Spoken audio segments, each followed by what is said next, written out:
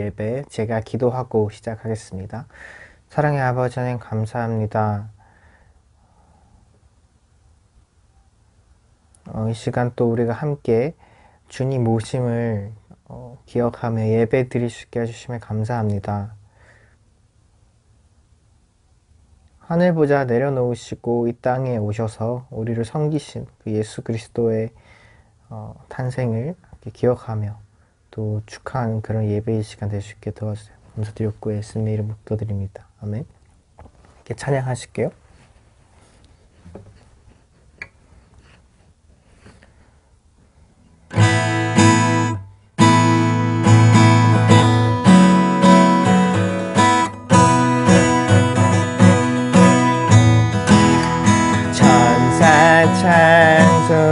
찬송하기를 거룩하신 그 주께 영광 돌려보내세.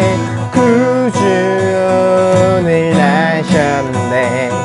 크고 작은 나라들 기뻐 화답하여라. 영광 받을 왕의 왕 베들레헴에 나신 주. 영광 받을 왕의 왕 베들레헴에 나신 주. 오늘 나신 예수는 하늘에서 내려와 처녀 몸에 나셔서 사람 몸을 입었네. 세상 모든 사람들 영원하신 주님께 영광 돌려보내며 높이 찬양하여라. 영광 돌려보내며 높이 찬양하여라. 의로우신 예수는 평화의 왕이시고 세상 빛이 되시며 우리 생명 되시네. 죄인들을 불러서 거듭나게 하시고 영생하게 하시니 왕께 찬양하여라. 영생하게 하시니 왕께 찬양하여라.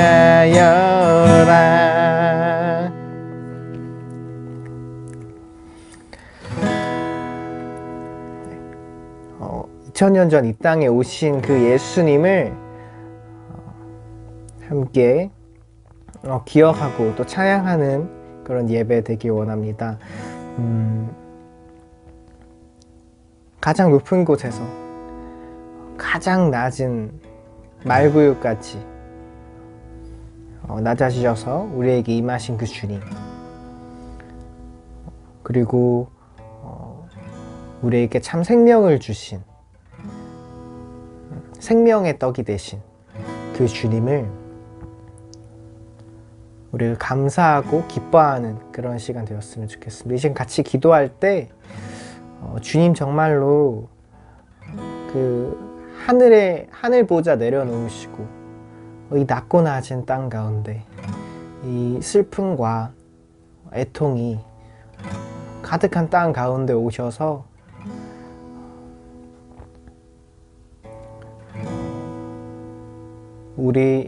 우리와 같은 인간으로 오셨다는 것, 그것에 대해서 함께 같이 감사하면서 그렇게 같이 기도했으면 좋겠습니다. 또 예배를 위해서 같이 기도하시기 기도드리겠습니다. 사랑의 아버지 하나님 감사합니다. 주님께서 완전한 하나님이셨지만 완전한 인간으로 이 땅에 오셨음을 기억합니다. 이 땅에 오셔서 우리와 함께 먹고 제자들과 함께 먹고 마시고 그렇게 또 함께 그들의 슬픔에 함께 울고 함께 웃으시면서 우리의 그 아픔과 모든 감정들에 공감하시는 분이심을 믿습니다. 그리고 우리를 섬기는 분으로 오셔서 마침내 목숨을 대속물로 내어주신 그 주님의 사랑을 우리 함께 같이 기억하면서 나아가기 원합니다. 주님 감사합니다.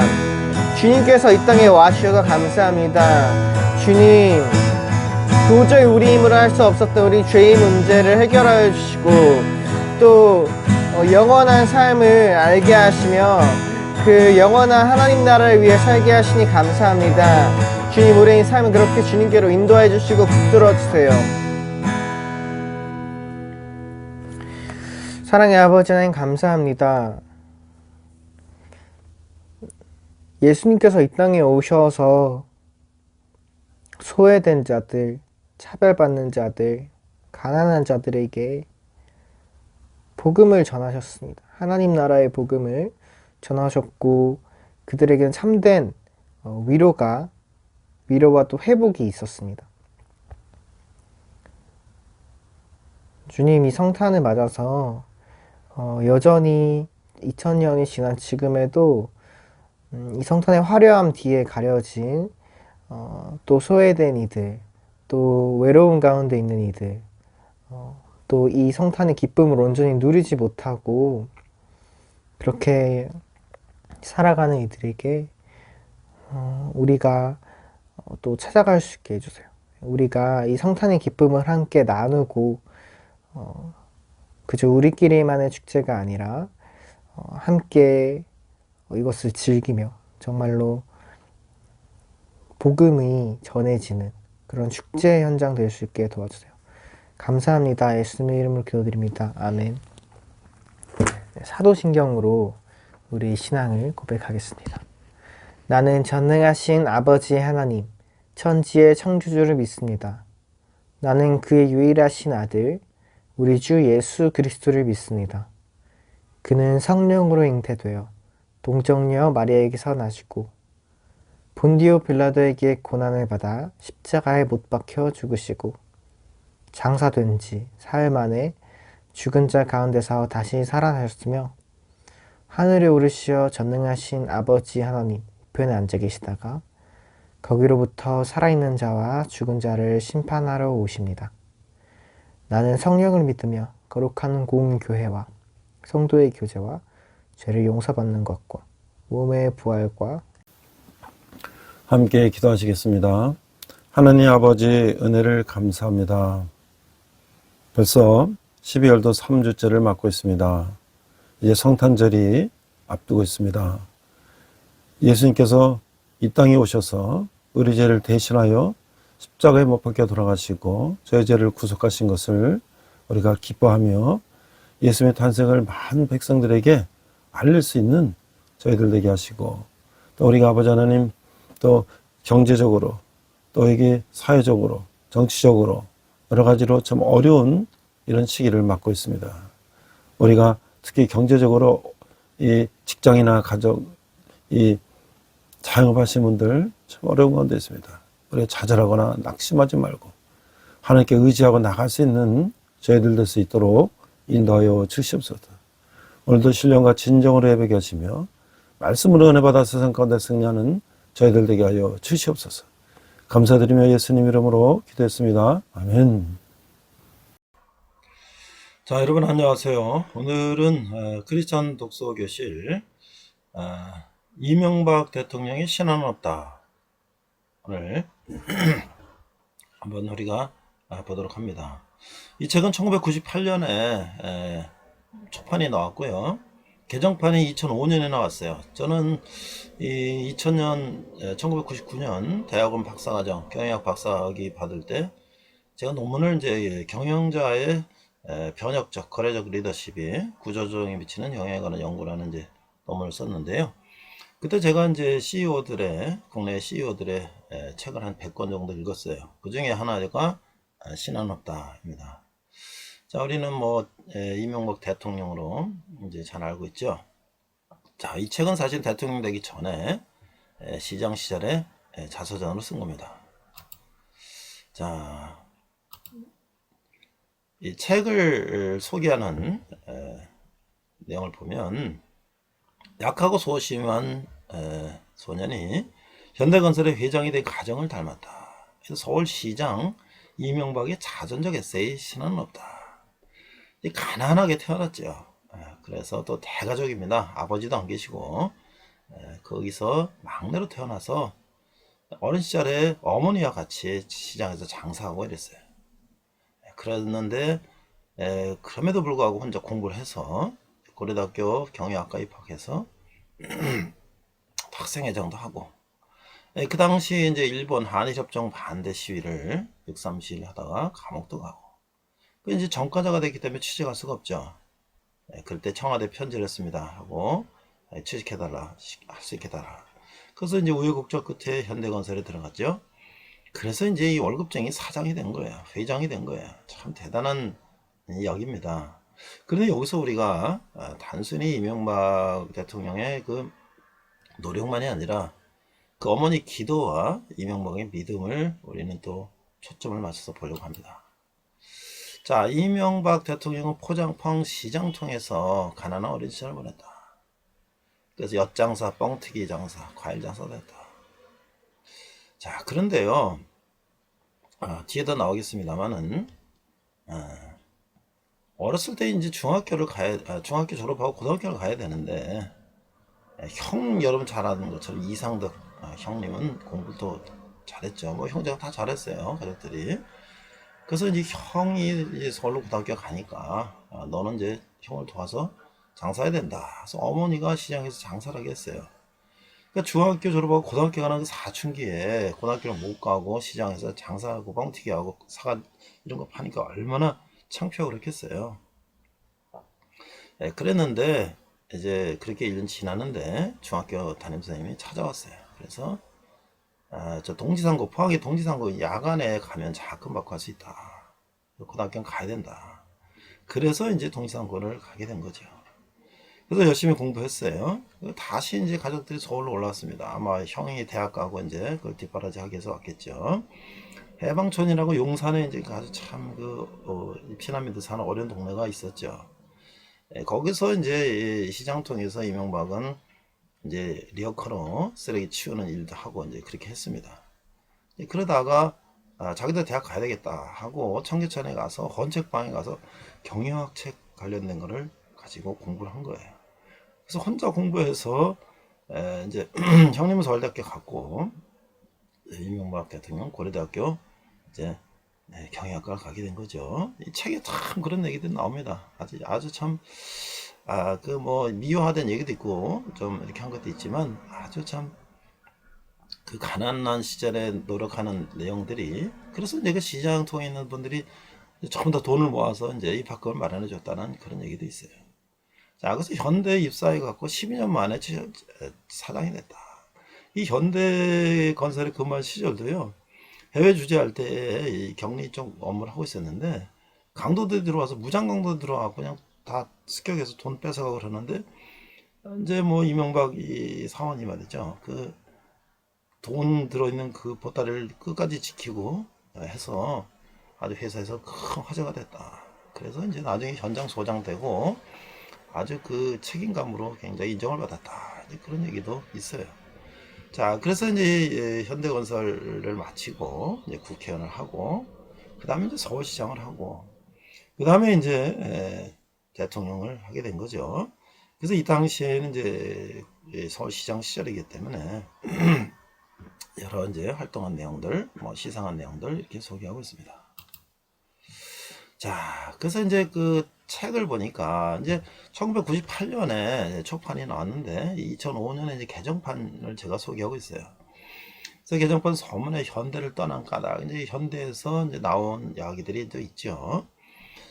우리가 이제 이 사기업에서 근무해 본 사람들은 저도 사기업에서 20여 년 근무하고 또 이제 교육 컨설팅 사업을 하고 또 이제 대학에서 강의를 하고 이렇게 했습니다만은 사기업에서 회장의 자제들이라든지 그 패밀리 아닌 일반 직원은 사실은 다른 거죠, 출신이. 그러니까 아무리 능력이 있다 그래도 회장 패밀리가 아닌 다음에는 한계가 있는 거예요. 그 얘기를 이제 하고 있는 것이죠. 자, 그 다음에 이제 여기 나이스승은 가난한 어머니다. 사실 이 책을 읽으면서 한 세 가지를 제가 굉장히 감명 깊었는데요. 첫 번째가 뭐냐면 그 어머니예요. 어머니는 새벽 기도하시고 그런 분이셨는데 이 가난한 소년이 자존심을 세우고 남들을 도울 수 있다는 것을 가르치기 위해서 어머니가 이제 동네에 이제 잔치가 벌어지면 가서 우물질 펌프질 해서 물 떠주는 일을 해라, 봉사를 해라. 네가 가진 돈은 없고 우리가 하지만 우리 힘은 있으니까 도와줄 수 있다. 그 대신 끝나고 절대 아무것도 얻어오지 마라. 이랬다는 거예요. 그래서 어린 이제 소년이 가서 뭐 도와드릴 거 있습니까? 그러니까 이제 잔치집에서 뭐 이상한 애가 와서 그러니까 얘가 뭐 훔쳐가려고 왔나? 이제 그런데 제가 물을 떠드리겠습니다 하니까 뭐 그래 한번 해봐라. 그랬더니 하루 종일 한다는 거, 그걸 하루 종일. 아침부터 잔치 끝날 때까지. 그래서 너무 수고하니까 어른들도 미안해서 이제 저녁 때 뭘 싸주려고 아닙니다. 어머니가 가져가지 말라 그랬습니다. 그게 왔다는 거예요. 참 그건 쉬운 일이 아니죠. 그런데 나중에 이명박 대통령이 시장이 됐을 때 그 옆집에 살던 사람이 미국에 이제 강연하러 갔는데 미국에 가서 강연하는데 강연 끝나고 옆집에 그 살던 사람이 인사를 하더라는 거예요. 자기가 봤을 때 어렸을 때 이명박 대통령 가정은 그걸 자기도 스스로 자립하려고 노력하고 이랬는데 우리는 맨날 이제 얻어먹고 동냥해 먹고 이제 이렇게 해서 우리는 뭐 그렇게 그냥 살다 말았다. 그래서 훌륭한 우리 시장님 만나서 반갑다. 이렇게 하다는 거예요. 아무리 어려워도 얻어먹으려고 하는 게 아니라 내가 스스로 노력해서 먹고 살라고 하는 그런 정신이 참 중요하다. 그런 얘기를 할 수 있죠. 여기서 이제 마지막에 그러니까 청계천 헌책방에서 이제 그 책을 얻어갖고 이제 공부를 했다는 얘기예요. 자, 그래서 이제 고참 소장과 신출애기 사원. 아까 이제 제가 말씀드린 것처럼 이제 그 해외 취재할 때 그런 이야기들이 쭉 있어요. 그 다음에 이제 박정희 대통령과의 만남도 이야기도 있고요. 그래서 결국은 이제 시장이 되고 또 우리가 이제 그 이명박 대통령의 이제 서울시장 시절에 우리가 참 또 기억에 남을 일이 있죠. 뭐냐면 버스 전용 차선을 만드는 거예요. 이게 사실 버스가 가운데로 간다고 하는 것은 우리가 사실 옛날에 그 3일 고가도로라든지 뭐 이런 고가도로를 하는 것은 사실은 이제 승용차들이 빨리 가게 하는 거잖아요. 그냥 평지 길에는 차들이 막히니까. 근데 이제는 역발상이죠. 버스가 가장 가운데서 대량으로 수송하는 길을 전용을 준다. 이게 보통 일이 아니죠. 좁아서 밀리는 이 찻길에서 버스를 위해서 노선 하나를 준다라는 게. 그러나 지금까지도 우리가 벌써 한 20년 이상 쓰고 있나요? 아무도 그거 반대하는 사람 없어요. 마치 박정희 대통령이 경부고속도로를 건설할 때 그걸 많은 사람들이 반대했던 사람들이 지금도 아무 말 없이 그걸 타고 다니는 거나 똑같은 얘기다 할 수가 있죠. 그 다음에 이제 청계천 복원 사업이에요. 청계천을 복원하고 하면은 물이 썩는다 어쩐다 뭐 엄청난 반대가 있었는데 그것도 역시 지금 아무 일 없이 서울의 명소가 됐죠. 참 그런 거 보면 이번에 어떤 그런 물론 건설에서 경영학과를 졸업하고 건설에서 이제 크면서 전 세계 수많은 그 현장을 다 다녔기 때문에 어떻게 보면은 이번에 머릿속에는 이런 서울의 전용 차선이나 뭐 청계천 같은 건 사실 그보다 엄청난 것들을 다 봤기 때문에 이건 사실 별것도 아닐 수도 있어요. 그러나 우리는 뭐 우리의 사고 방식으로 그런 것들을 이해를 못했고 있었죠. 자, 그래서 이것이 이제 전용 차선인데 사실은 또 이제 이명박 시장이 대통령 되고 나서도 계속 하는 얘기가 그겁니다. 기업이라고 하는 것은 그래서 이제 기자들이 물어봐요. 기업이 어렵습니까? 뭐 시장이 어렵습니까? 대통령이 어렵습니까? 당연히 기업이 어렵다고 얘기를 하죠. 왜? 기업은 벌어가지고 써야 되는 이중의 고통을 겪어야 돼요. 버는 것도 힘들고 쓰는 것도 힘들고. 그러나 시장이나 대통령은 뭡니까? 세금 걷어서 쓰면 되는 거예요. 이거 반만 하면 되는데 그거 뭐 어렵냐 이거죠. 그런 얘기를 하고 있어요. 그래서 이제 책 속으로 보니까 성공은 자신이 간직할 필요가 없다. 성공은 타인들이 기억해준다. 그러나 실패는 철저하게 자기 자신을 기억해야 된다. 실패를 망각한 사람은 또 실패한다. 참 이게 참 때 보니까 기업가는 장사꾼이 아니다. 진정한 기업가는 무에서 유를 창조하는 발명가다. 진정한 기업가는 불가능을 가능으로 바꾸는 해결사다. 진정한 기업가는 비생산을 생산으로 만드는 혁신가다. 기업가는 돈보다 일을 사랑하고 일의 성취의 뜻을 둔다. 자, 이런 참 얘기를 보면 이게 이제 청계천 얘기 그 사진이죠. 이게 세계적인 명소가 됐어요. 저기 이제 소설가가 추천을 이렇게 했습니다. 지금보다 더 어렵고 힘든 때가 있었다. 그래도 우리는 꿈과 희망을 잃지 않았다. 그리고 바른 길 가려고 했었다. 앞으로 더 어려운 상황이 닥쳐올지 모르지만 피하거나 물러서는 안 된다. 문제 맞서서 해결하고 도전을 넘어 새로운 미래를 열어야 한다. 일에 따른 것이 아니라 이를 장악하고 해내야 하는 것이다. 세계를 둘러보고 앞을 내다보아야 한다. 과거를 돌아보고 자신을 살펴야 하는 것은 그 때문이다. 이렇게 추천평이 이렇게 기록을 해놨어요. 자, 네티즌이 이제 이렇게 리뷰를 했습니다. MB의 자서전입니다. 솔직히 정치적 목적이 다분해 보입니다. MB가 잘한 것, MB가 한국 사회에 미친 긍정적 영향, MB의 소신, MB의 능력으로 가득 차 있습니다. 우리나라에서는 대통령은 임기 말이 항상 안 좋습니다. 지지율도 바닥을 치고 온갖 부정적인 이슈들이 임기 말에 터집니다. 물론 그럴 만한 이유가 있지만 욕할 것은 하더라도 잘한 부분도 좀 더 같이 평가가 되는 분위기가 되면 좀 더 소신 있게 정책을 추진할 수 있지 않을까 싶습니다. 자서전은 재밌습니다. MB의 강경변이 자연 치유된 일화, MB의 러브스토리 등 웬만한 소설보다 극적인 이야기들이 담겨 있습니다. MB가 스스로를 예쁘게 포장한 구석이지만 과일술의 장사에서 대통령이 된 사람의 이야기인 만큼 추천하고 싶습니다. 이렇게 네티즌이 소감을 했는데요. 저는 이 4대강도 말이죠. 사실은 이 4대강 사업이라는 것이 자료를 찾아보고 또 이렇게 기사를 보고 여러 가지 이제 자료를 보면 이명박 대통령이 처음 한 게 아니에요. 이건 김대중 대통령, 노무현 대통령 다 할랐던 거예요. 왜냐하면 우리가 지금 보면은 서울시에도요, 망원동이라든지 성수동이라든지 뭐 풍납동이라든지 홍수가 엄청 나고 그랬어요. 도시에도, 서울 수도에도. 장마가 홍수가 나서 다 침수되고 엄청 그랬고, 지방은 말할 것도 없죠. 지방은 뭐 농경지가 다 침수되고 뭐 뚝이 다 터지고. 그런데 김대중 대통령이 때 이걸 하려고 그랬는데 예산이 20조가 들어서 못한 거예요. 근데 그걸 이명박 대통령이 한 거예요. 그러니까 반대하는 사람들은 뭐 이명박 대통령이 돈을 많이 써가지고 뭐 어떻게 했다니 그렇게 얘기를 하는데, 사실은 이거 우리나라 국책 사업이죠. 그것을 이명박 대통령이 한 거예요. 많은 정권들이 이 부분에 대해서 반대하거나 또 반대하는 사람들이 있어요.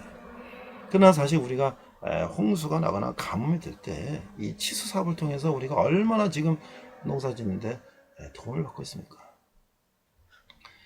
우리가 이 신한업당 이 책은 사실 서울시장 될 때까지 어렸을 때 얘기인데, 그 후에 뭐 여러 또 이제 이명박 대통령의 자서전 전기가 많이 나와 있어요. 대통령 이후까지도 나와 있는데, 자, 저는 여기서 초점을 그 어머니의 기도, 그리고 이명박 대통령이 장로죠. 장로로서 그가 얼마나 또 하나님 앞에서 사명을 가지고 했는가. 물론 뭐 개인적으로 뭐 여러 가지 뭐 부정적인 문제도 있을 수가 있어요. 또 뭐 이제 고려대학교 뭐 소망교회 뭐 영남 뭐 사람 썼다. 사실 미국이나 전 세계 대통령이나 누구 지도자를 보더라도 다 자기의 그 그룹들을 쓰는 거예요. 어떻게 그런 일을 하면서 전혀 모르는 사람들을 쓸 수가 있겠습니까? 그거는 비판하기 위한 비판이고, 사실 우리가 따져보면 어느 정권 누구, 어느 대통령 누구 수상이라도 다 자기가 함께 맡은 사람을 쓰는 것이에요. 그것이 당연한 것인데, 그것을 비판하는 것도 참 어처구니 없는 일이죠. 우리는 크리스찬으로서 우리가 정말 하나님 앞에 사명감을 가지고 이 나라의 민족을 위해서 어떻게 우리가 쓰임 받는가, 이것을 다시 한번 생각해보는 책을 추천합니다. 네, 오늘은 창세기 5번째 시간으로서 요셉과 형제들의 이야기, 그리고 부제로는 이명박 대통령에 대해서 말씀을 나누고자 합니다. Today is Genesis the 5th week. The title is The Story of the Joseph and His Brothers. The vice title is The President 이명박. 오늘 본문은요, 창세기 50장 19절에서 21절입니다. 19절, 요셉이 그들에게 이르되 두려워하지 마소서, 내가 하나님을 대신하리이까. 당신들은 나를 헤아려였으나 하나님은 그것을 손으로 바꾸사 오늘과 같이 많은 백성의 생명을 구원하게 하시려 하셨나니. 당신들은 두려워 마소서, 내가 당신들과 당신들의 자녀를 기르리다 하고 그들을 간곡한 말로 위로하였더라. Today's text is Genesis 50, verse 19 to 21, 19. But Joseph said to them, "Don't be afraid. Am I in the place of God? You intended to harm me, but God intended it for good to accomplish what is now being done, the saving of many lives. So then, don't be afraid. I will provide for you and your children." And he reassured them and spoke kindly to them. 자, 이제 이 성경 속에서 우리가 3세기 37장에서 50장까지는요, 그 요셉과 형제들의 이야기가 나옵니다. 자, 그런데 요셉은 야곱의 사모에서 결혼했던 그 라헬과의 형제에서 사이에서 태어난 야곱의 11번째 아들인데요. 자, 근데 요셉이 아버지 야곱의 사랑을 받자 형제들의 미움을 받고, 이 형제들이 결국 상인들에게, 낙타 상인들에게 애금으로 이제 팔아먹는 그런 일이 벌어지죠. 그때가 요셉의 나이가 한 17살쯤 됐다라고 이렇게 보고 있습니다. 요셉은 예고 바로의 시대장 보디발의 집에 노예로 팔려가지만 그는 항상 여호와께서 함께 하심으로, 이게 이제 계속 나오는 거예요. 그래서 이 보디발의 신임을 얻어서 그 집안의 이제 총무가 되죠. 그러나 보디발의 아내의 유혹을 물리친 것 때문에 모함을 받아서 감옥에 갇히는 신세가 되는 거예요. 자, 그는 감옥에 갇혔지만 함께 감옥에 갇혔던 술 맡은 관원장과 떡 맡은 관원장이 꿈을 해석해 준 것이 인연이 돼서 바로가, 왕이 꿈을 해석하게 해요. 이제 바로의 꿈을 해석하게 해서 이제 왕 앞에 서게 되는 거죠. 그 바로의 꿈은 7년 풍년 뒤에 7년 흉년 후는 그런 꿈으로 해석하고 그 위기관리를 잘 하도록 지혜로운 권면함으로써 애굽의 총리가 된다. 자, Genesis chapter 37 to 50, the story of Joseph and his brothers. Joseph was Jacob's 11th son, born to Rachel, whom he longed for and planned to marry. Jacob was 91 years old and at the time estimated to be around 1950 before Christ. Because of Jacob's favoritism and his dreams, Joseph was hated by his brothers and was eventually sold to the Egyptian pharmacist and taken to Egypt and as a slave. Joseph would have been around 17 at the time. Joseph was sold into slavery in the house of Potiphar, captain of the Pharaoh's guard in Egypt. However, because the Lord was with him, and he gained Potiphar's trust and became his household manager. However, because he raised the seductions of Potiphar's wife, he was falsely accused and imprisoned. He interpreted the dreams of the cupbearers and baker, who were both imprisoned in the same prison, and thus he sought before Pharaoh to interpret his own dream. He interpreted the Pharaoh's dream as a sign of 7 years of the plenty, followed by 7 years of the famine, and offered wise advice on crisis management, leading to his appointment as prime minister of Egypt. 자, 그래서 요셉의 해석대로 풍년 후 흉년 후 애굽과 가나안 땅까지 오게 되고, 야곱의 식구도 양식을 구하러 애굽 땅에 가게 되고 마침내 야곱은 잃어버린 요셉을 만나게 되며 야곱의 온 가족은 기근을 피해서 애굽으로 이민을 가게 되고 그다음에 고센 지방에 정착하게 되는 거죠. 자, 이때가 BC 1876년 정도로 추정되는데 이로써 하나님은 야곱과 요셉의 파란만한 삶을 통해서 그 아브라함의 약속을 이행하면서 하나님 나라의 회복을 사역을 동역할 민족을 이루는 일을 마무리하셨다는 거예요. 이들은 비록 노예의 신분이지만 하나님 나라를 회복하기 위한 동역자로서 400년간의 민족 형성기로 접어들게 되었어요. 요셉에서 한마디로 언제나 하나님 앞에서의 삶이었다고 하는 것이죠. 자, 그 보디발의 아내의 유혹을 받았을 때도 그의 반응은 창세기 39장 9절인데요. 이 집에는 나보다 큰 이가 없으며 주인이 아무것도 내게 금하지 아니했어도 금한 것은 당신뿐이니 당신은 그의 아내임이라 그러니 내가 어찌 이 큰 악을 행하여 하나님께 죄를 지으리까. 이게 이제 창세기 39장 9절 말씀인 거예요. As Joseph interpreted after the years of the plenty, famine came and they came to Egypt and Canaan. Jacob's family also went to Egypt to find food, and finally Jacob met Joseph, whom he had lost.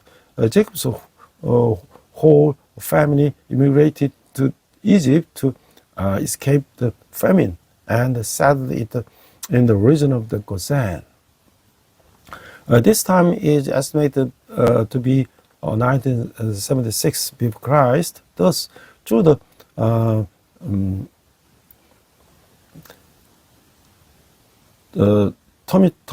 tumultuous lives of Jacob and Joseph, God fulfilled Abraham's promise and completed the works of forming a nation that would work together in the restoration of God's kingdom.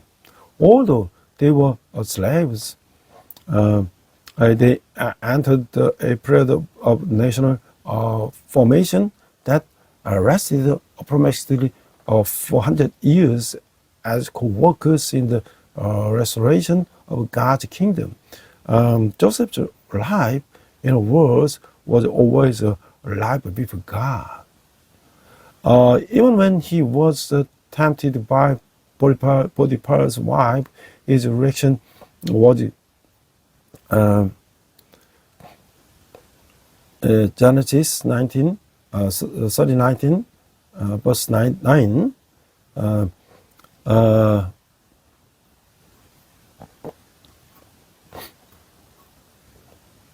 But he refused. With me in charge, he told her, my master does not concern himself with anything in the house. Everything he owns, he has entrusted to my care. 자, 이제 요셉의 기근 정책은요.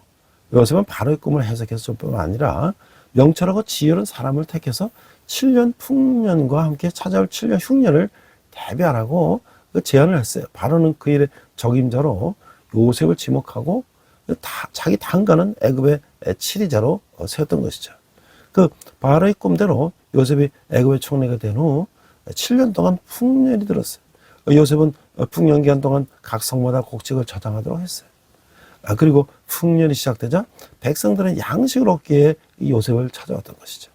그 요셉은 기근 때문에 찾아온 배고픈 백성들에게 무조건 곡식을 주지 않았어요. 때로는 아주 냉철히 하리만큼 사람들에게 돈을 받고 곡식을 팔았어요. 이는 7년 동안 흉년을 내다본 아주 치밀한 계획이었다. Joseph's famine policy, Joseph not only interpreted the Pharaoh's dreams, but also suggested selecting the discerning and wise men to prepare for the 7 years of the plenty, followed by the 7 years of the famine. Pharaoh selected Joseph as the perfect candidate for this task and appointed him second in command in Egypt. As Pharaoh had dreamed after Joseph became prime minister of Egypt, there were 7 years of the plenty. During the years of the plenty, Joseph ordered the cities to store grain. Then, when famine began, the people came to Joseph seeking food. Joseph refused to give grain to the hungry people who came to him because of the famine. At times, he was even so ruthless as to sell grain to people for money. This was a meticulous plan foreseeing the 7 years of famine. 자, 요셉이 변화가 필요한 상황에서 창의적으로 반응했다는 거예요. 애국과 가나안 백성들이 돈이 다하자. 그는 그들의 짐승을 곡치가 바꾸라고 했어요. 그리고 그 기아 땅과 몸밖에 남지 않자 곡식을 주는 대신 땅까지 넘겨받았던 거예요. 그리고 종자를 나눠주어 종사를 짓게 하고는 생산량의 5분의 1을 바로에게 바치도록 하는 애굽의 토지법을 세웠던 것이죠. 5분의 1은 바로에게 바치고 5분의 4는 종자와 양식을 심으라는 것이죠. 삼으라는 거예요. 이렇듯 요셉은 양식과 종자를 구별할 줄 아는 지혜자였다. 요셉이 이렇게 했던 것은 가슴보다 더 중요한 것은 이성이기 때문이다. 그렇게 해야만 모든 사람이 함께 잘 살 수 있기 때문이다. 이 원칙을 알았던 요셉은 철저히 하나님이 주신 자에게 지혜와 애굽에서 배운 모든 지식을 활용해서 바로에게 충성하고 많은 백성을 구원하는 역할을 잘 감당할 수 있었다라고 하는 거예요. Joseph responded creatively to a situation that required change. When the Egyptians and Canaanites ran out of money, he offered to exchange their livestock for grain. After years of self-denial, when he was left in nothing but sugar and flesh, he accepted land in exchange for grain. He disputed the seeds to the Israelites, had them farm and established the Egyptian land law requiring them to give one fifth of their crops to Pharaoh. 1/5 was to be given to Pharaoh, and 4/5 were to be used as seed and food. Joseph was a wise man who knew how to distinguish between food and seed. Joseph did this because the reason wasn't more important than the heart. Only then could everyone live together. Knowing this principle, Joseph truly utilized the wisdom God had given him and all the knowledge he had acquired in Egypt, remaining loyal to Pharaoh and successfully fulfilling his role in saving all the people. 자, 그래서 이 신뢰, 이 형통한 이 삶의 열쇠다.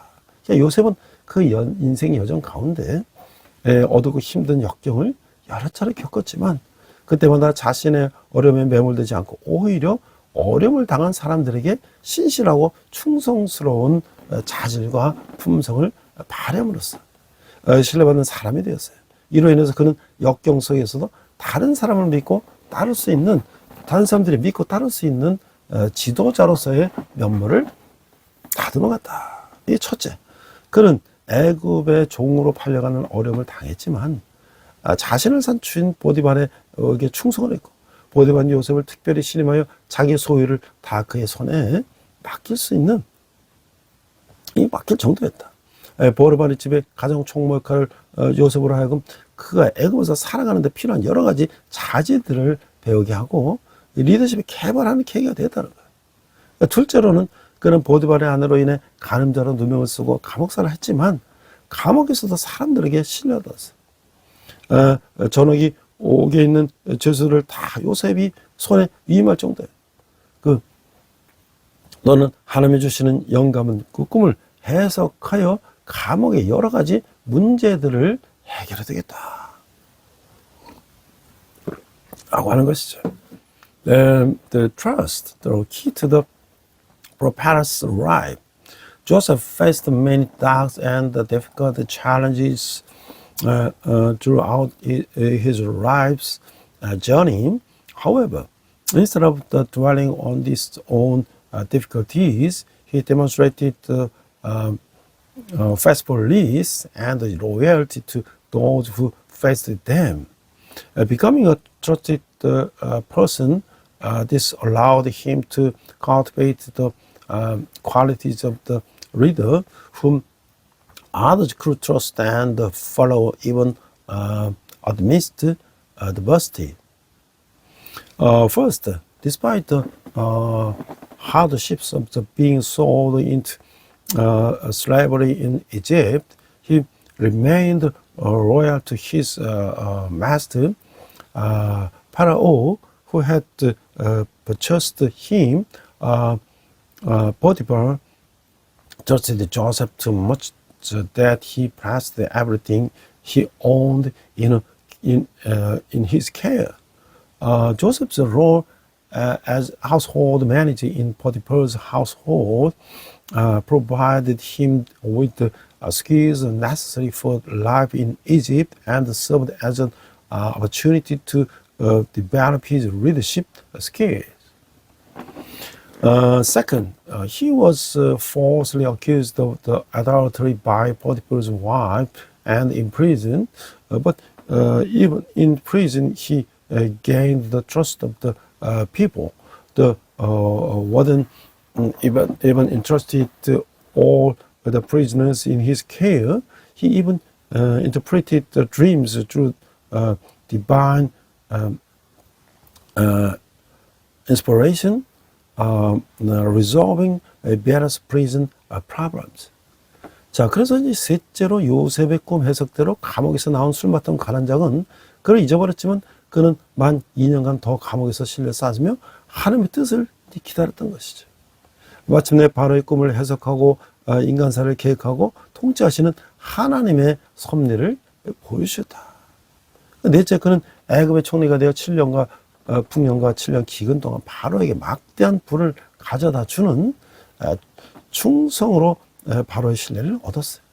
그는 7년의 기근을 예배할 지혜로운 경영으로 애굽과 주변 나라를 모두 구원했다는 거예요. 다섯 자신을 애굽으로 팔아버린 못된 형들이 찾아왔을 때도 그는 안가품하지 않고 형들에 대한 그 오래 참는 사랑을 보여줘 진정한 리더로서의 신뢰를 구축했다고 하는 것이죠.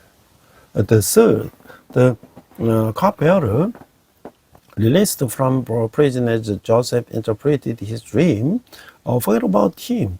However, he spent 2 more years in prison, building trust and waiting for God's will. Ultimately, he interpreted the Pharaoh's dream, demonstrating God's providence in planning and governing human affairs. First, he became the prime minister of Egypt and earned Pharaoh's trust through his royalty, bringing him immense wealth during the 7 years of the plenty and the 7 years of the famine. His wise planning prepared for the 7 years of famine, saved both Egypt and the surrounding nations. Fifth, when his wicked brothers who had sold him into Egypt came looking for him, he did not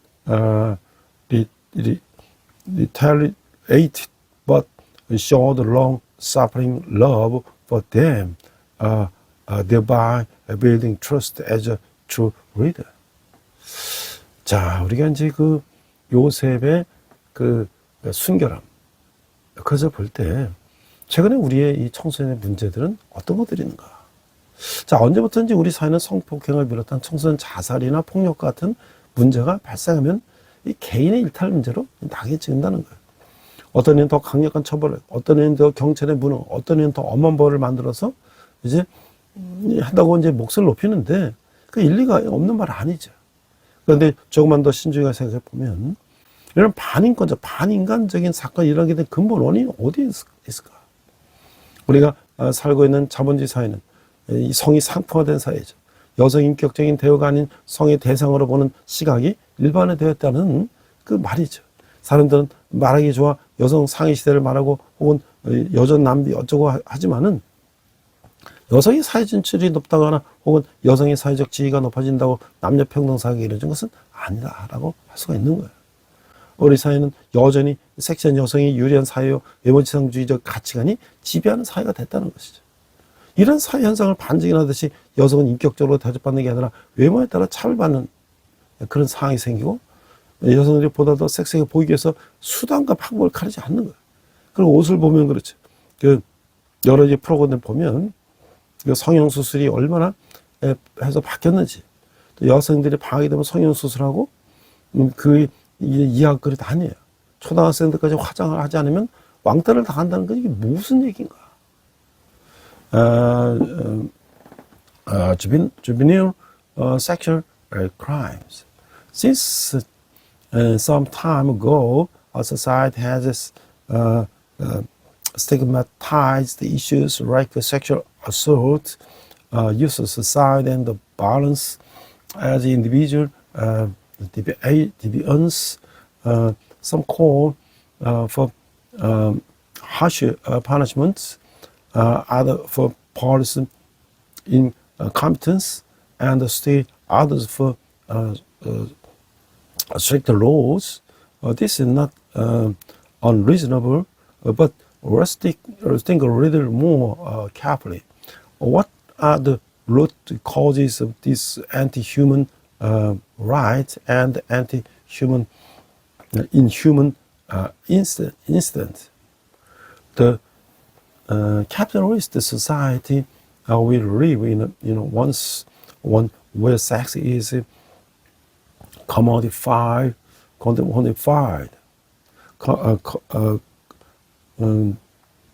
Commodified. This means that the prevailing view is that women are seen as a sex object, not individuals. People like to talk about female-dominated society or female-dominated society. However, a higher rate of the feminine participation in society or rising social status does not necessarily mean that a society of the gender equality has been achieved.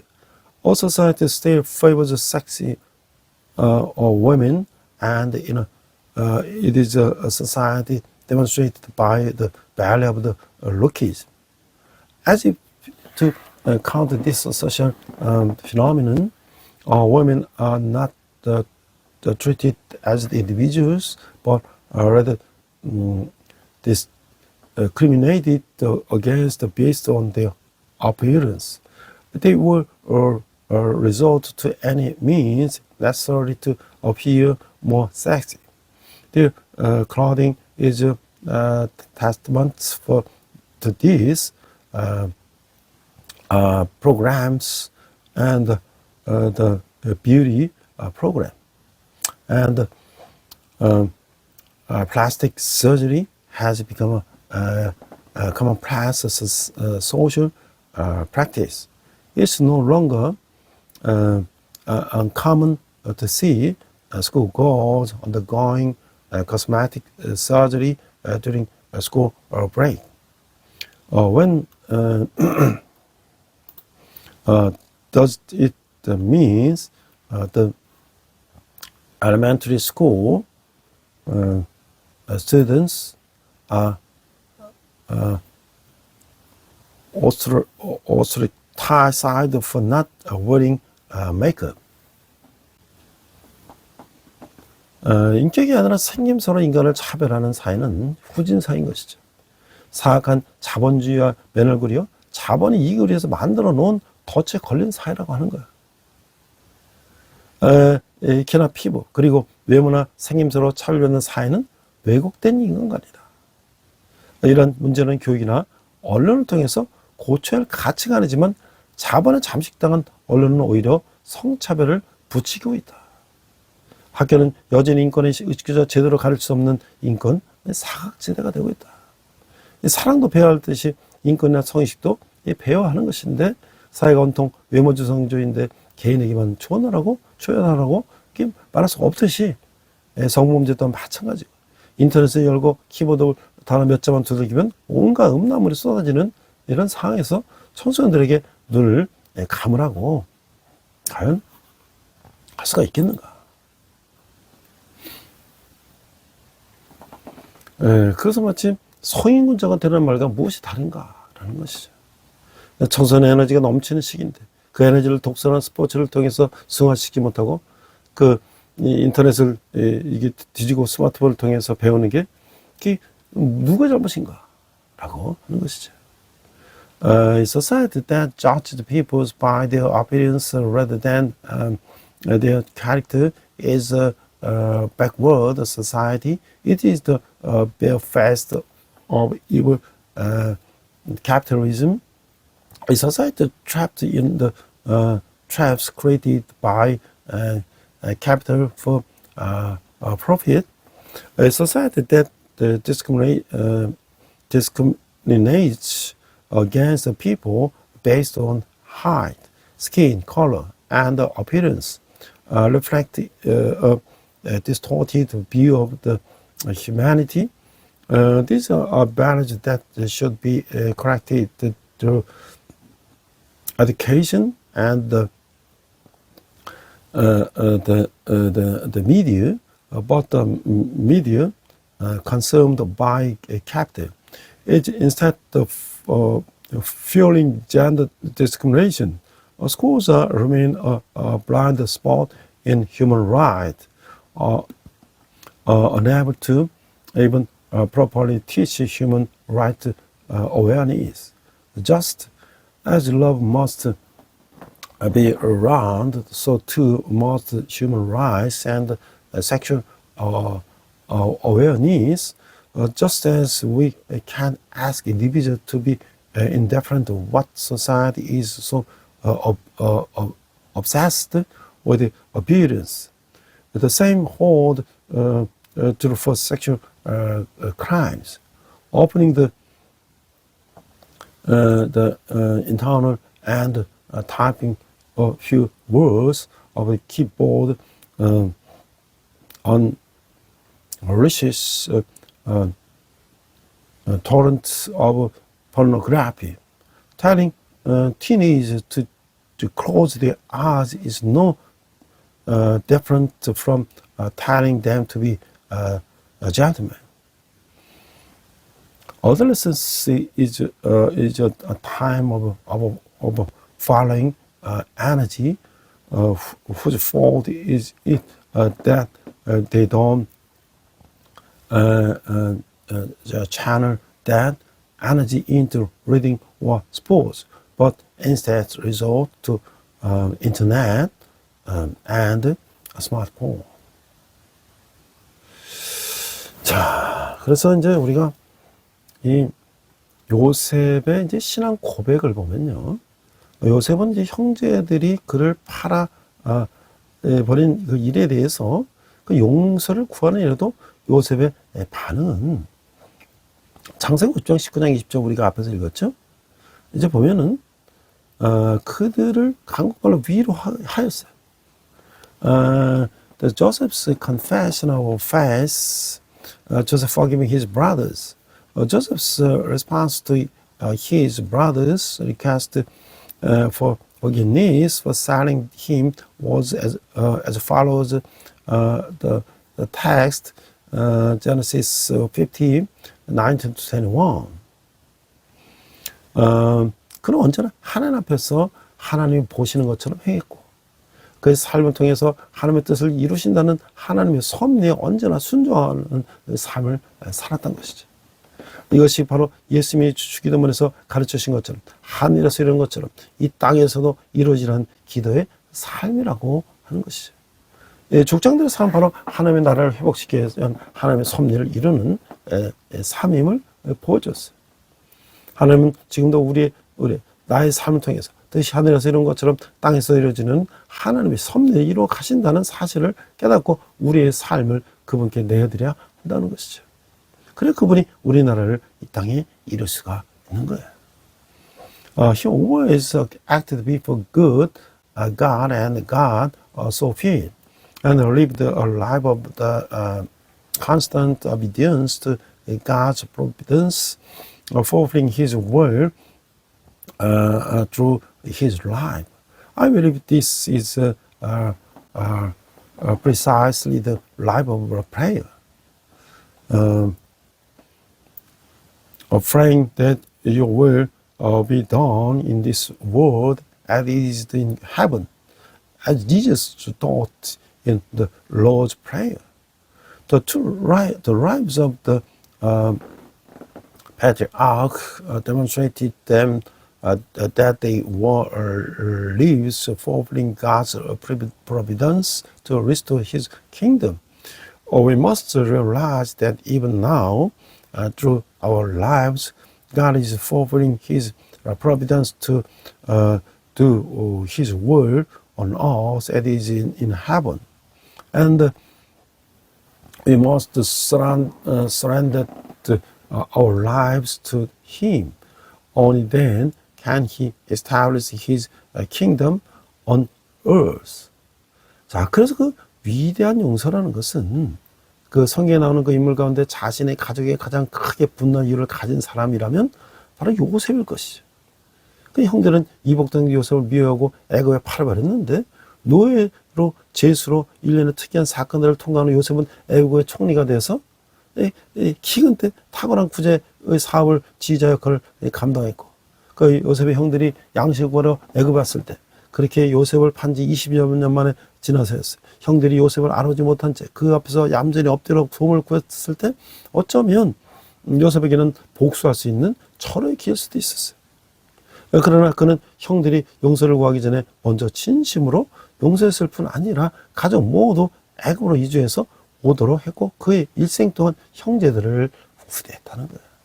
이런 요셉의 놀라운 관용은 하나님께서 그의 삶을 주관하시고 환난조차 선한 목적으로 사용하신다는 깊은 신뢰에서 나온 것이다. 그래서 저는 아버지 야곱이 죽자 불안한 형들에게 두려워졌어. 내가 하나님을 대신하니까 내가 당신과 당신들의 자녀를 기르리이다 하고 간곡히 위로했다는 것이죠. Great forgiveness of all the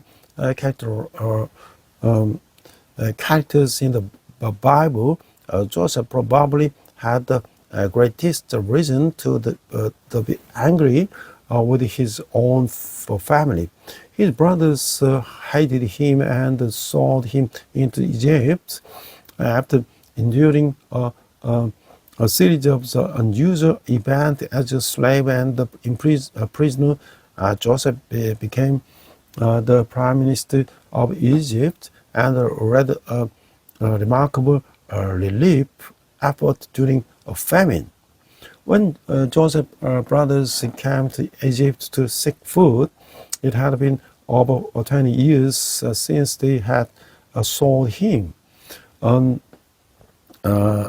Recognizable to him, they humbly prostrated themselves before him, begging for help.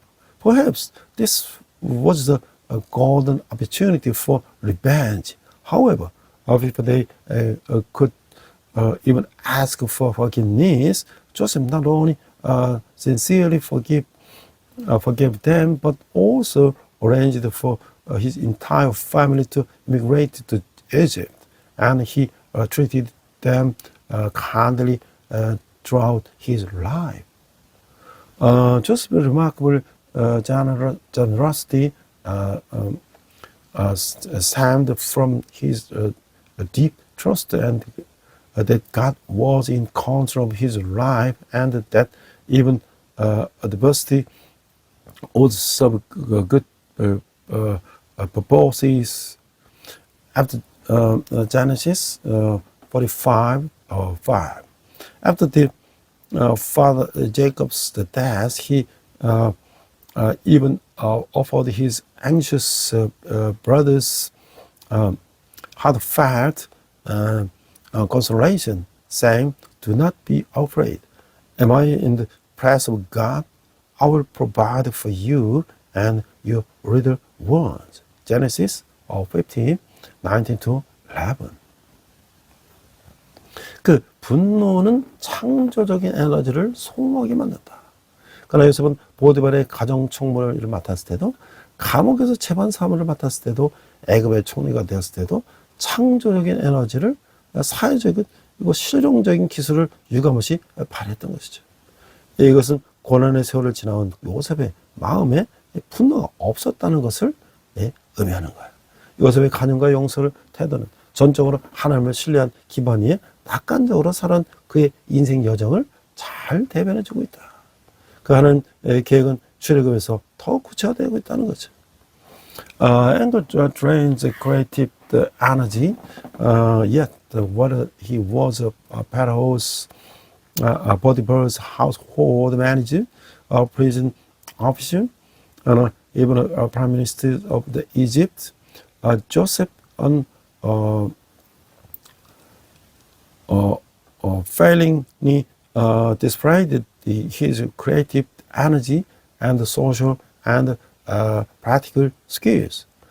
This suggests that despite his years of the hardship, Joseph's heart remained free of anger. Joseph tolerance and forgiveness epitomize his optimistic life journey, built entirely on trust in God. God's plan become ever more concrete in the book of Exodus. 자, 근데 애굽에 내려간 이 가족은, 요셉의 가족들은 기근에 피해서 애굽으로 이런 가족의 총수는 70명이 있어요. 그들은 400년에 장력 60만 명이 되어서 애굽으로 떠나는 거죠. 그런데 사도행전 7장 14절에서 스데반은 야곱 가족의 수를 75명으로 언급하고 있어요. 이 수의 차이는 구약의 4번의 차이인데, 이제 마사라 사반은 70명, 또 금난 사반은 70명, 그런데 요셉에 더 있다가 보는 수가 75명으로 찾고 있는데, 스데반은 이제 70명에서 이제 말하고 있어요. Jacob's family got down to Egypt. Jacob's family migrated to Egypt to escape a famine and numbered 17. 100 years later, they left Egypt, numbering 600,000 men. 그 에브람과 므낫세의 그 이제 이방이 이제 마지막에 나오는데요. 야곱은 죽을 때 에브람과 므낫세는 내 것이다라고 유언했어요. 왜 야곱은 손자들을 자기의 아들이라고 했을까? 야곱은 창세기 48절 7장에서 그 일을 라헬이 자기 때문에 죽었기 때문이라고 밝히고 있어요. 야곱은 라반을 떠나서 가나안으로 돌아가려 할 때 라헬이 자기도 모르게 라반의 드랍을 훔친 사실을 몰랐어요. 그래서 뒤처럼 라반에게 이제 야곱은 자신의 무게람을 jak선하면서 외삼촌의 씨는 뉘게서 찾든지 그런 살지 못할 것이라고 이제 혼장담했어요. The adoption of the Abraham and Manasseh, Jacob upon his deathbed declared, Abraham and Manasseh are mine. Why did Jacob call his grandson his son? In Genesis 48:7, Jacob explains that it was because of Rachel died because of him. When Jacob left Laban and was about to return to Canaan, he was unaware that Rachel had unknowingly stolen Laban's the household gods. So when Laban pursued him, Jacob asserted his innocence and boasted, either you seek your gods somewhere behind you, or you will not live. 그러니까 성경에서 종종 그 실수나 무지로맹세나 서역을 해서 당사자가 뜻하지 않은 결과를 당하는 경우를 보여주는데, 야곱은 자신의 말한 그 저주의 맹세가 궁극적으로 라헬을 죽게 한 것이라고 생각한 것이죠. 라헬의 죽음이 자기 때문이라는 죄책감을 품고 평생을 사는 야곱은 임종 때 자기 말로 한 실수를 바로잡을 수가 있던 방법을 모색했던 거예요. 더 많은 자녀를 갖기를 소원했지만 자기로 인해 일찍 죽어 더 많은 자녀를 갖지 못한 라헬에게 더 많은 자녀를 갖게 하고자 했던 것이죠. 즉 요셉의 아들 에브라임과 므낫세를 자기 양자로 삼음으로써 라헬에게 2명의 자녀를 더 갖게 했다는 것이죠. 야곱은 평생 풀어버리지 못했던 짐을 라헬의 장자인 요셉의 아들들을 자기 아들들을 삼아서 그 짐을 풀고자 했던 것이죠. The Bible often shows cases where oaths or pledges were made in error or ignorance, leading to unintended consequences for the parties involved.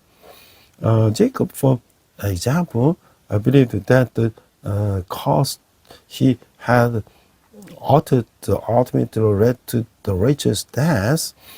Jacob was who had lived his entire life with the guilt that he was responsible for righteous death, sought on his deathbed a way to right his verbal error. He wanted to give riches more children, but he died young because of him. So he could not have more children.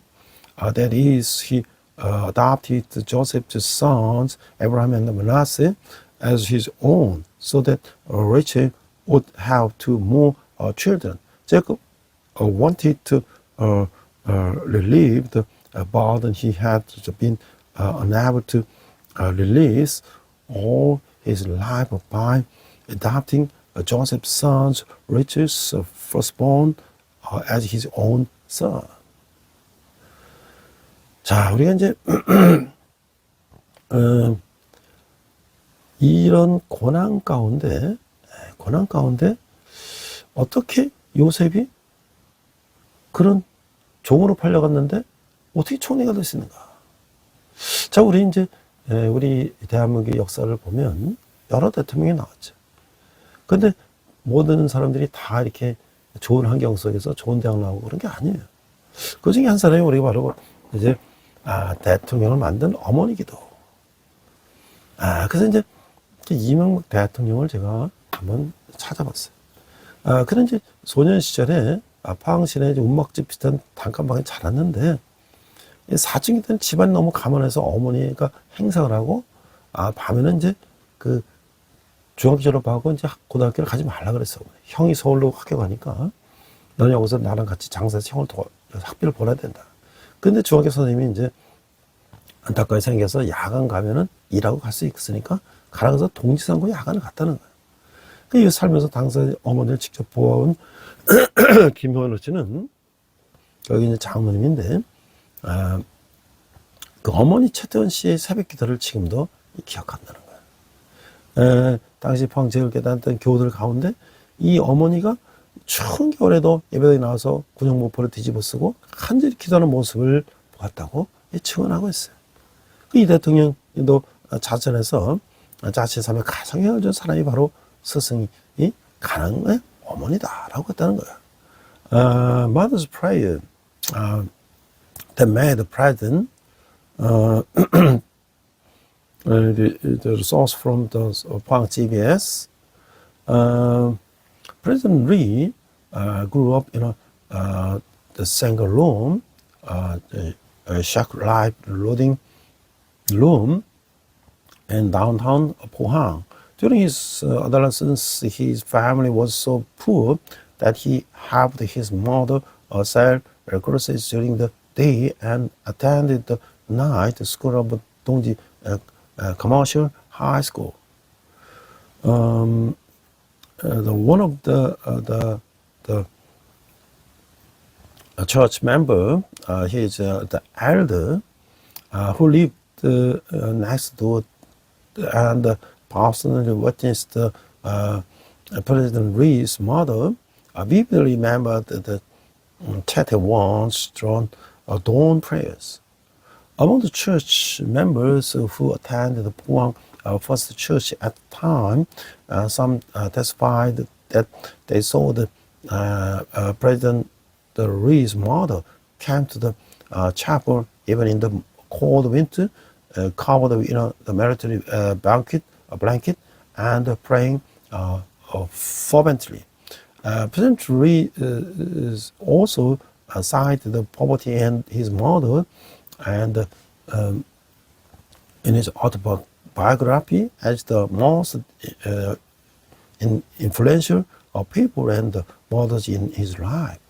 그래서 이 대통령이 그 어머니 가족을 위한 새벽 기도는 드렸는데, 그 때문에 이 대통령이 형제 자매들은 매일 새벽에 떠지지 않는 눈을 부으며 집에서 깨어나 있다는 거죠. 어머니는 가족들과 한 자리에서 드리는 새벽 기도에서 가장 먼저 나라 민족을 위해서 기도하는 것을 빼놓지 않았다는 거예요. 그런데 칠레면은 하나하나의 이름을 부르고 간절히 기도했다는 거죠. 어머니 기도 속에서 신앙으로 자간 그 이 대통령은 고비가 닥치는 마다 기도로서 헤쳐나갔고, 그 결과 모든 올바른 결과를 가져왔다고 하는 거예요. 그래서 이 대통령 어머니 차태현 씨는 이 대통령이 고려대 재학 시절 그 6.3 사건이 연루돼서 서대문 형무소에서 6개월간 복역하고 석방된 1964년 겨울에 작고했는데, 어머니는 아들이 복역한 때 병색이 완연한 모습으로 찾아와서 나는 네 소신이 옳다고 생각한다. 네 소신대로 행동하라는 말을 남겼다고 하는 거예요. 가난 때문에 소년 시절 고단한 삶을 살아야 했던 이 대통령은 어머니 기도와 신앙 힘입어서 지혜롭게 단간을 헤쳐나갔고 성인이 되어서 현대건설 사장과 올랐고, 그리고 서울시장에서 이제 17대 대목이 대통령이 됐다. 이 대통령처럼 가난 속에서 자란 지정 이상도 국대 부회장도 고른그룹 사장을 지냈고, 오성 국회의원에서 이 국회 부의장이 됐다는 것이죠. The President Ree's mother offered the dawn prayer for her family. Because of this, he elected officials, siblings had to wake up every morning, rubbing their eyes as they struggled to open them eyes. And the dawn prayers she offered with her family, she never missed praying for the nation and its people first, and then fervently prayed for each of her 7 siblings, calling them by name. Raised in the face under his mother's prayers, the President Ree every crisis with prayer, and he has a result. He achieved the right outcome. As mother Chatham One praised away in the 1964, shortly after his release from Salem prison, after serving 6 months in prison for involvement in the June 3 incident, while he was student at Korea University, while he was serving his sentence, his mother, looking visibly ill, visited him and said, "I believe your convictions are right. Act accordingly." The President Rees faced a difficult childhood due to poverty, largely overcame hardships thanks to his mother's prayer and faith. As an adult, he rose to become the president of Hyundai Engineering and Construction. He then served as mayor of Seoul and was elected the 17th President of the Republic of Korea, his older brother, Lee Sang-duk, Vice Speaker of the National Assembly, and who also grew up in poverty, served as the president of the Korean group, and was a 5-term member of the National Assembly, and currently serving as Vice Speaker. 우리 함께 기도하시겠습니다. 하나님 아버지, 저도 고난이 와도 요셉같이 믿음을 가지고 기도하며 이겨내게 하소서. 제 고난을 통해 하나님의 영광을 받으시며 문제 속에 기회가 들어있을 깨닫게 하시고 환난을 통해서 영적 성숙을 가져오게 하여 주시옵소서. 예수님 이름으로 기도했습니다. 아멘. Let's pray. Father God, even when hardships come, please help me overcome them with faith and prayer. Like Joseph, may God be glorified through my suffering, and may I see opportunity within my problems. May my suffering bring me a spiritual maturity. We pray in Jesus' name. Amen.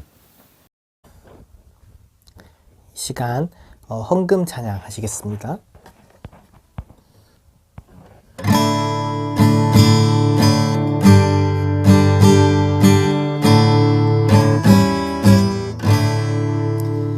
내게 있는 모든 것을 아낌없이 드리네. 사랑하고 의지하며 주만 따라 살리라. 주께 드리네. 주께 드리네. 사랑하는 구주 앞에 모두 드리네. 아멘.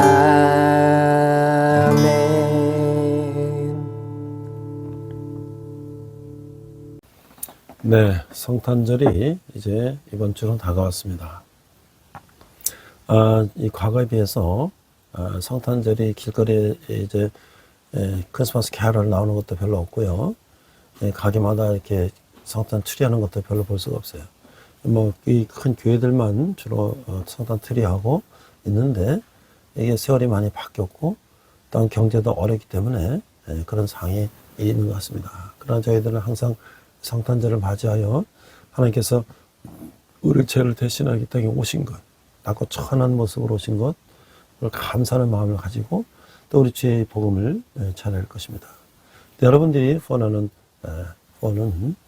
우리가 북한 선교, 아프리카 선교, 또 캠퍼스 선교에 귀하게 사용될 것입니다. 함께 기도하겠습니다. 하나님, 저희가 적은 예물을 주님께 드렸습니다. 예물이 쓰는 것마다 주님 영광이 나타나게 하시고, 그래 우리가 이웃의 어려운 이웃과 함께 나누는 그런 예물 되게 하여 주시옵소서. 지금은 우리 주 예수 그리스도의 은혜와 하나님 아버지의 극전하신 사랑과 성령님의 가망도 역사하시며 요셉과 같이 우리가 비록 고난 가운데 있지만 하나님을 의지하며 하나님의 영광을 위해서 살기를 다짐하는 우리 모든 성도들이, 열방의 백성과 성교사님들이, 특별히 북한에서 고통받는 북한 동포들이 지금부터 영원토록 함께 하시기를 간절히 축원합나이다. 아멘. 우리 함께 선한 능력으로 찬양하시면서 한 주간 승리하시기 바랍니다. 이 시간 함께 결단 찬양 선한 능력으로 부르시겠습니다.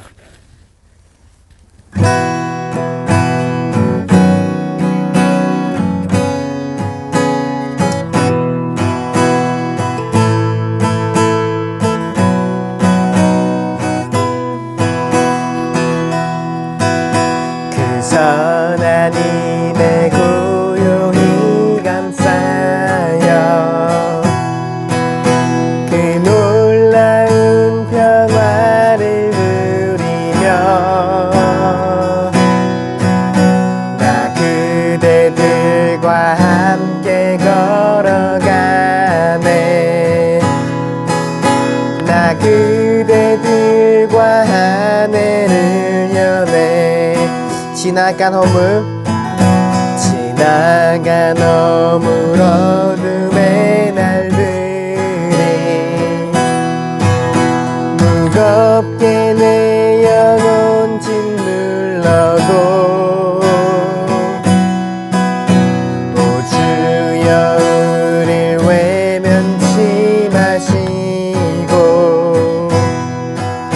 약속의 구원을 이루소서.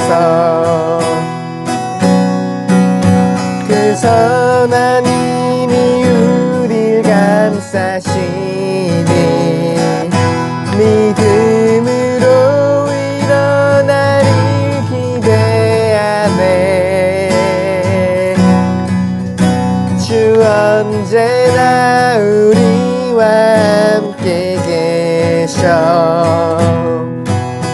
하루 또 하루가 늘 새로워.